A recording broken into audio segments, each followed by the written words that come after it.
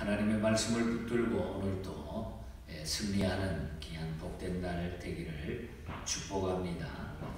우리가 말씀드린 대로 이 열왕기서에는 그 유다의 역사를 이야기하다가 또 갑자기 또 북왕국 이스라엘 역사를 이야기하다가 번갈아 가면서 계속적으로 말씀을 주고받고 있는 그 역사를 우리는 보게 됩니다.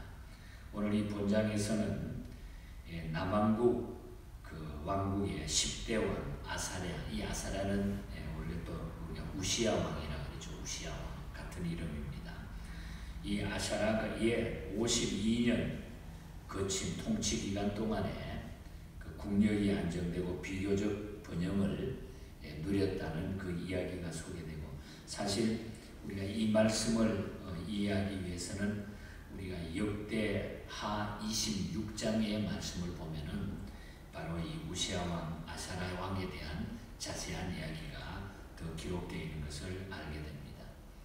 그리고 그 뒤를 이어서 북왕국 이스라엘 왕의 무려 5명의 왕, 스가랴, 살룸, 무나헴, 또 부가히야, 베가, 그러니까 12절 이하부터 쭉 끝까지 나타나는데, 이 5 왕이 교체되는 혼란 상태에 빠지게 됩니다. 그러니까 남왕국 유다는 그 사이에 이 아샤라 왕이 다스리지만은 저쪽에 북쪽에는 5 왕이 다스리는 이런 역사가 상대적으로 이루어지고 있는 것을 보게 됩니다. 그래서 남왕국 유다는 아사랴 통치 시대가 끝난 후에도 역사를 보면 약 150년간 더 존속이 되지만은 북왕국 이스라엘은 베가의 통치 시대가 끝난 후에 약 10년 만에 영영 멸망당하고 맙니다. 아수르에 의해서. 이것이 열왕기하 이제 17장에 가면은 그 역사들을 다시 우리는 알게 된다는 것입니다. 오늘 이 본문은 바로 남왕국 유다의 왕들 중에서 가장 오랜 기간 통치한 아사랴, 이 우시야 왕의 행적에 관해서 소개하고 있습니다. 그래서 전반부를 우리가 우시야 왕, 아사랴 왕에 대한 이야기를 좀 하고, 후반부 다시 우리는 북왕국 이스라엘의 왕들을 잠깐 보면서 주신 교훈을 받도록 하겠습니다. 바로 이 아사랴는, 우시야 왕은 16살에 왕이 돼가지고 52년간 오랫동안 통치했다 하는 말씀이 오늘 본문에 나타나죠. 그런 52년간 치리했는데 하나님 보시기에 옳은 일을 한 보상이라고 우리가 볼 수가 있습니다. 3절에 보면은 그런 하나님 보시기에 정직히 행했다. 그러나 정직히 행했지만은 산당만은 제하지 아니했다. 산당은 우리 어제 아침에도 말씀드렸습니다만은 자기 중심의 신앙의 터전이라는 거죠. 나중에 정통성을 잃어버리죠. 다시 말하면은 말씀 중심이 아니다가 보니까 자기 중심적인 우상의 전이 되고 말았다는 것. 우리가 산당 신앙을 그래서 우리가 벗어 던지고 우리는 말씀 중심으로 우리가 돌아가야 된다.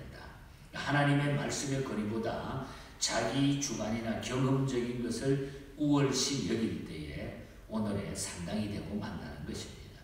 그래서 우리는 4절 말씀에 보면 오직 산당은 제거하지 아니하였으므로 백성이 여전히 그 산당에서 제사를 드리며 분향했다. 그러니까 자기 중심 신앙을 버려야 돼요. 그게 산당 신앙입니다. 우리가 예수 믿는다 그러면서 너를 잘 믿는 것처럼 생각하는데 결국은 보면 어떤 사람은 자기 중심으로 그걸 섬겨나가는, 그게 산당 신앙이라는 거예요. 하나님 중심으로 그걸 벗어 던져야 된다는 거죠. 그래서 우리가 이 말씀의 교훈은 우리가 이 이스라엘의 역사를 보면서, 왕들의 역사를 보면서 중요한 메시지 하나는 하나님 중심으로 돌아가자는 거예요. 내 중심에서, 산당 신앙에서 우리는 하나님 말씀 중심으로 돌아가자. 그래야 내가 편해져요.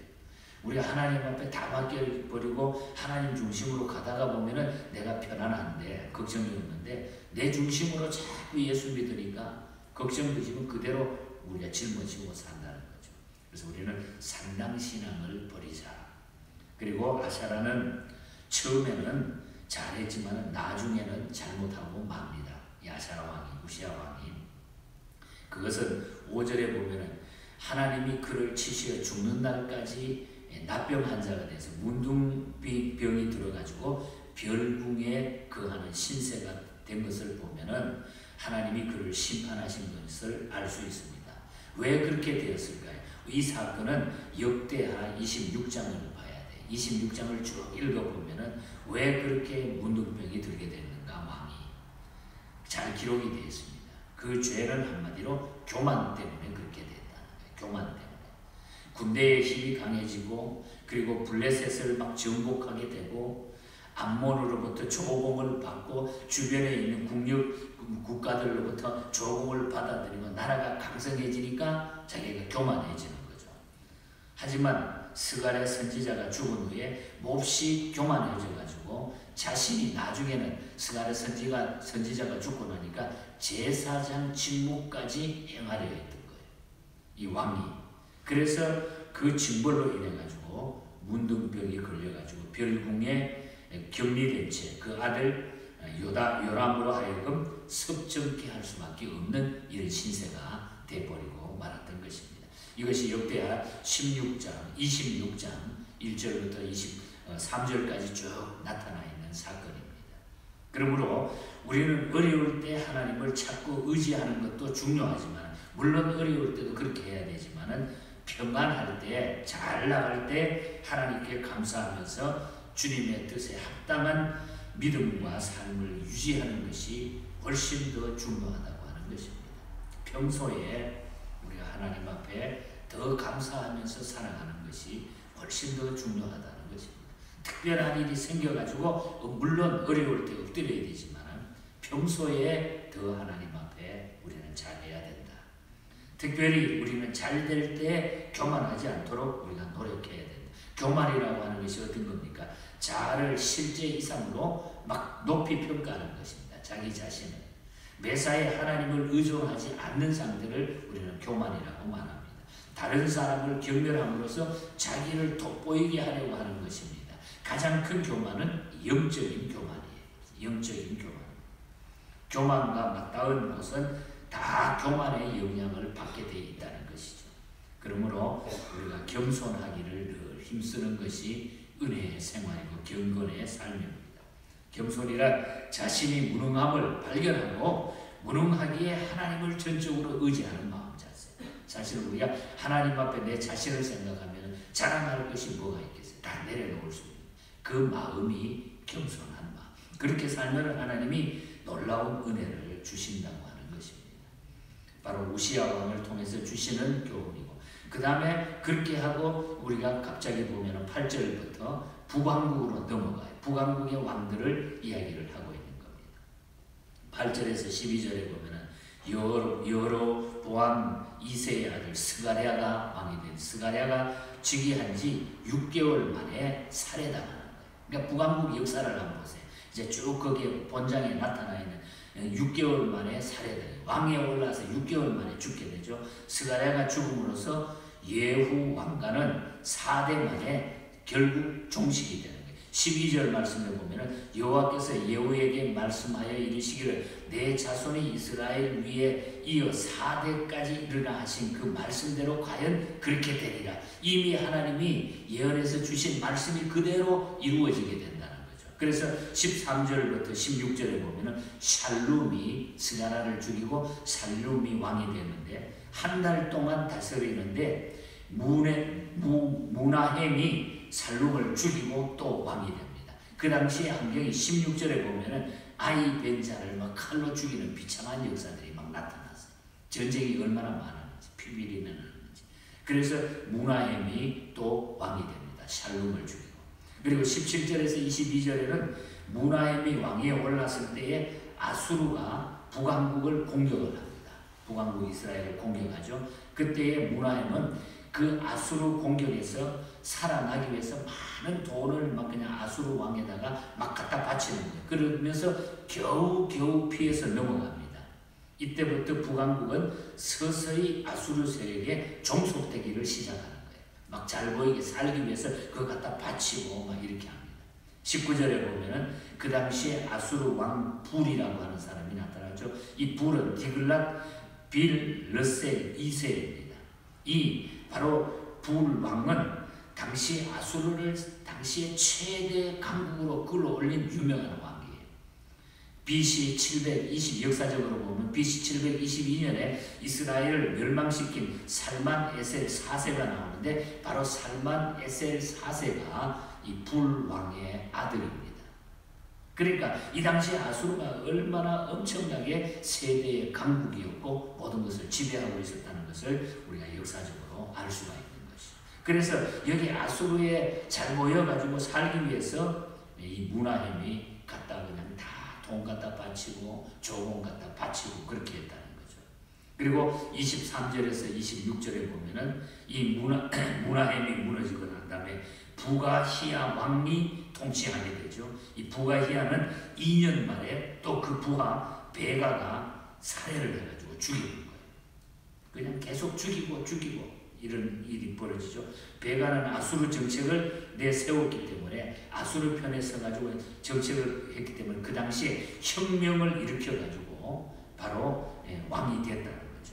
그런데 이 베가가 왕이 된 다음에 27절에서 31절에 보면은 20년 동안 왕이 된다면은 반아수르 정책을 고수합니다. 그런데 친아수르파 호세아에 의해 가지고 또 살해를 당하는 거예요. 또 살해를 당합니다.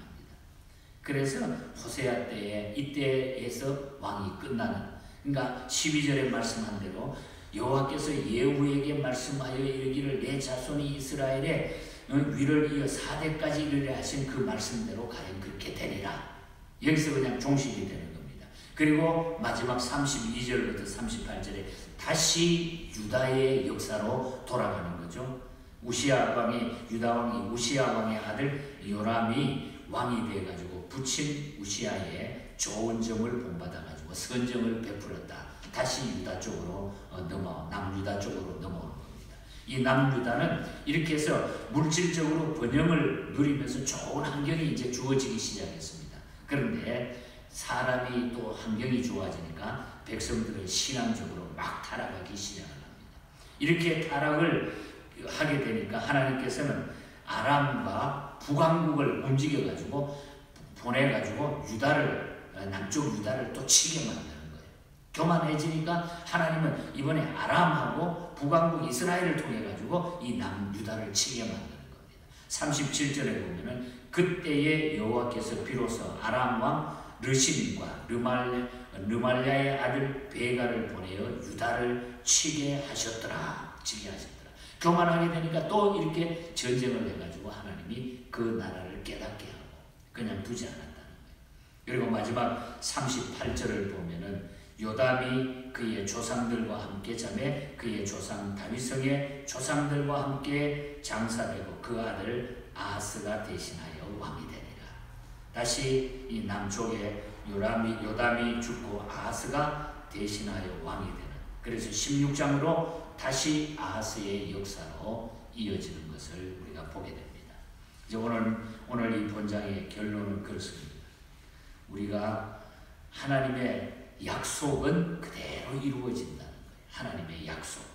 예후 왕가가 끊임없이 범죄했지만 하나님께서는 자신의 약속을 지키기 위해서 스가랴 때까지는 멸망시키지 않았어요. 그런데 스가랴가 죽고 난 다음에 그대로 그 역사가 존속이 되면서 하나님이 말씀한 대로 피비린내 나는 역사가 그대로 이루어져 버리고 만다는 거죠. 그래서 우리는 그리스도로 말미암아 새 언약 때문에 우리가 이 땅 위에 범죄하고 내가 잘못하고 그 모든 것들이 있지만은 예수 그리스도의 언약 때문에 하나님께서 우리를 이렇게 남겨두시고 붙잡아 주시고 계신다는 거죠. 그래서 우리가 예수 믿는다는 것은 어떻든 하나님 앞에 지금 보장받고 있는 거예요. 이 세상에 어떤 일이 벌어져도 우리는 보장받고 살아간다고 하는 이 사실인 것입니다. 그래서 우리는 정말 예수 잘 믿어야 돼. 바로 믿어야 돼.